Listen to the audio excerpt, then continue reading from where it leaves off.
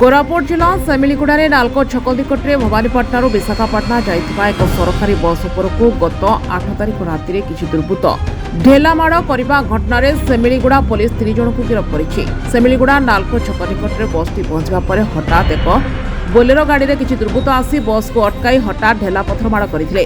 पथरमाड़े बसर सम्मुख काच भांगी जाइथिला। बस रे थिबा यात्री माने भयभीत होई पड़िथिले। खबर पाई घटनास्थल को पुलिस पहुंचबारु दुर्बृत्त माने स्थान छाड़ी चली जाइथिले। बस ड्राइवर एतला को आधार करी पुलिस घटनार तदंत करी 3 जन अभियुक्त को गिरफ्त करिबारे सफल होइथिबा बेले एबेपी 2 जन फेरार अछंती। घटनार बेमुहूर्त बोलेरो गाड़ी को पुलिस जब्त करिछि। गिरफ्त 3 जन हेले सेमिलीगुड़ा अंचल आकाश खिल, आरके माळीगुड़ार आशीष खिल और मोहनपोड़ा गाँव दिलीप प्रधान। अन्य 2 जन को धरिबा पई पुलिस उद्यम जारी रखिथिबा बेले एमाने पेशादार नाउ किछि यार तदंत जारी रहिथिबा सुनाबेड़ा एसडीपीओ सुमित्रा जेना सांबादिक सम्मेलन में प्रकाश करिसेंती। ए सम्मेलन में सुनाबेड़ा आईआईसी सुषमा कुनाल, सेमिलीगुड़ा एसआई प्रफुल्ल कुमार पात्र उपस्थित थे।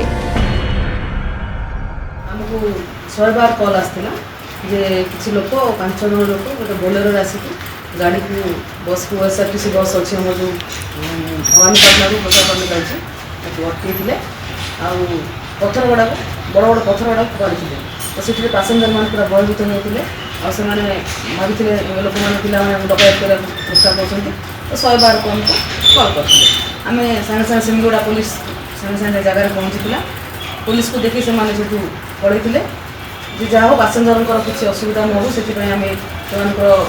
प्राइमरी ट्रिटमेंट कर पटांगी आम एस्कॉर्ट कर छाड़ी तापर आमर से ड्राइवर जी डम्बुरू सागर सी आसिक थाना गोटे रिपोर्ट देता आ रिपोर्ट आम गोटे केस कर सेमिलीगुड़ा पीएसकेस नंबर 84 सेक्शन हूँ 310+4 310+5 ऑफ द BNSS और 3 prevention of damage to public property PDP act case कर टीम हुई टीम गठन होता जैकि 3 जन को अरेस्ट कर 3 जन होती आकाश खिल सन ऑफ विजय खिल आउ जन हूँ आशीष खिल बापा ना हूँ विभव खिल जड़े दिलीप प्रधान ये 3 जन अरेस्ट होती आउ 2 जन आइडेंटिफाई हो सारी खूब शीघ्र अरेस्ट कर। कोरापुट मदन मोहन साहू रिपोर्ट संभव टीवी ओडिया।